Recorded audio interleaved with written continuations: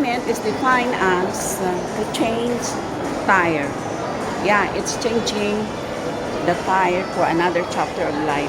One author also defined it as a blank sheet of paper wherein we are going to start our new chapter of life.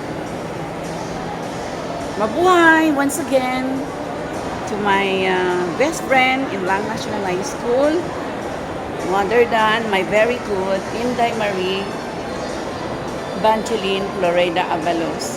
So finally, Day Marie, BFF, best friend, you finally decided to change the tire. I'm happy for you, best friend. Thank you for that. Enjoy the fruits of labor and always be happy in your new chapter of life, new piece of paper that we're going to start our life again. Ma'am Abalos, or as I called Ma'am Abalos as Inday or Inday Marie, my best friend, had been my one of my best friend during my teaching career here in Lang National High School. Actually, she just transferred to Lang NSS in a previous assignment. So, Marie, my congratulations on your retirement program, March 8. I'm happy for you, so happy. You are one of my best friends that we never have quarrel. Yes, I cannot remember that we have really that shall we define as not in speaking engagement or not in conversation anymore. But of course, sometimes there are somewhat misunderstanding, but we just arrive at the center. Ma'am Abalos, who is Ma'am Abalos? I love her as a friend, in as much as she is really my true best friend in my school place. Never ko pa siya na witness na siya ay with all the temper, with the higher voice na galit, no. I never experienced that. And as I can remember, whenever I have problems, I have, shall we define that rather as challenges in life, I will always chat and tell my best friend, can we have a talk? Pwede mag-usap muna tayo. I have something to tell you. I need a friend. So regardless, she is occupied with her classes after vacant time, or usually lunchtime, she'll find time to see me and listen to my life challenges. So that's what I really like of you, my best friend Inday Marie. You always come running. Yeah, I've got a friend in you.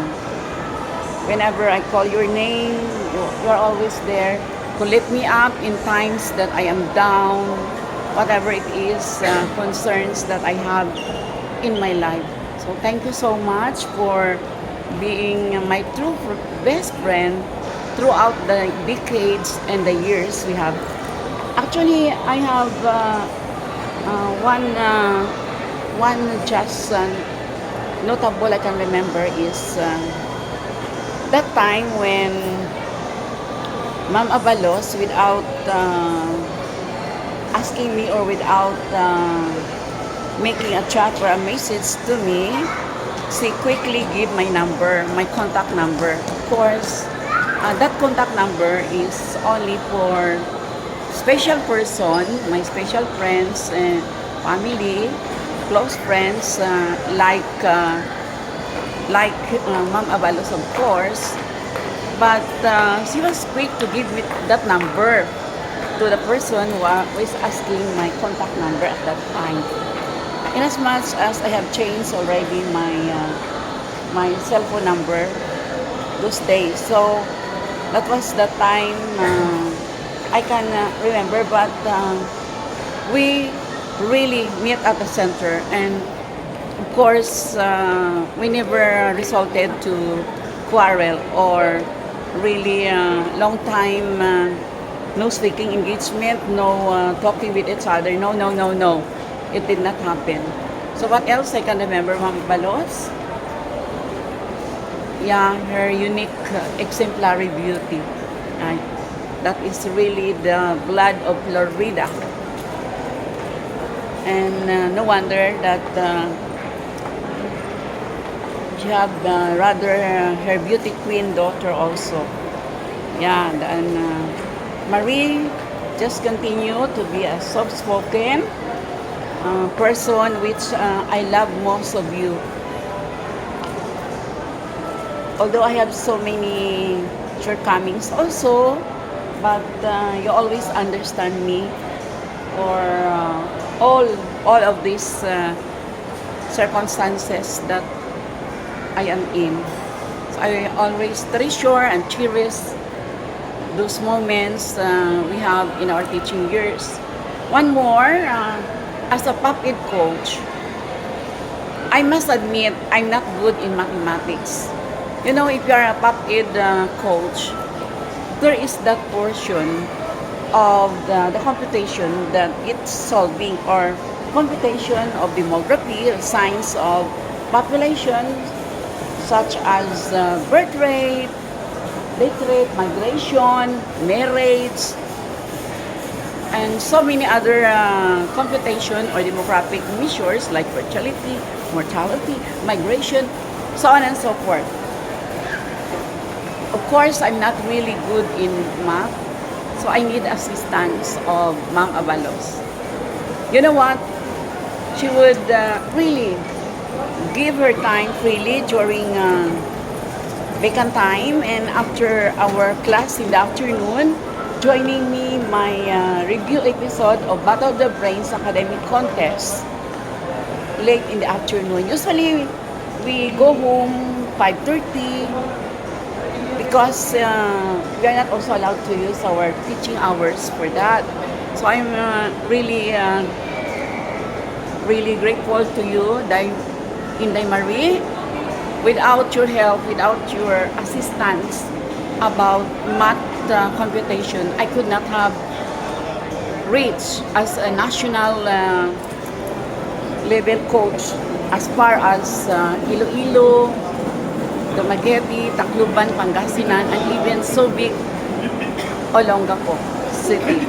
You are, including Dumaguete, you are a part of my success as a PopEd coach for really helping me coach our contestant. We mediate to really survive and have our division championship, and we're declared, our school ng National High School consistently declared as a champion of the pop quiz. There are times that we belong also to top 3. All of this I cannot do without you, my best friend. Your willingness to help me my coaching job. Enjoy your retirement years with your family, with your friends. My message is this one. Be vigilant, be aware of scam and scammers. Actually, this is also the retirement message of my idol, my addicted personality, formerly division supervisor, Sir Ricky Dalida, and now assigned in Kabacan as district supervisor. As I can remember. So the message is, I will also give it back to you. Be aware of scam and scammers. Now that you are retired, anytime there will be persons who will be chatting you who for the first time, mga musta na day, na in the past years never communicated you as kumusta ka na. Be aware of that. And just one day, someone will enter your house and introduce himself or herself as your ihado or ihada. But actually, he or she is not, never your ihado and ihada. With the purpose of getting money from you. I really experienced that upon my retirement. And even 1 week after the retirement program, there will be people who will go to you asking to lend, or rather, they will borrow your goods of labor.